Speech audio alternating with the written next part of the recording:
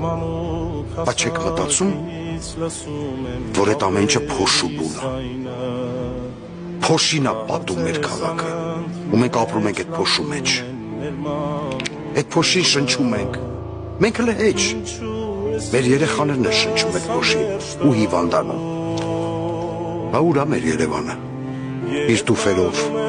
իր գեղեցիկ բալկոններով, որտեղ փռված են լվացքները, իր ծիրանի եւ բարդու ծառերով, չկա, մնացել է փոշու տակ։ Շենք կառուցելու տեղը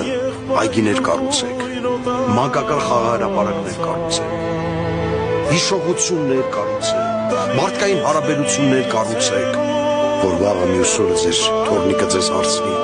պապիկ, այս շենքի տեղը ինչ է եղել։ Ասեք, այս շենքի տեղը մի հատ փոքրիկ սեփական տուր էր, որտեղ ապրում էր մի քիչ ցնդած, բայց համերաշխ ընտանիք։ Ու մենք այդ տունը քանդեցինք, տեղը 25 հարկանի շենք սարքեցինք։ Սա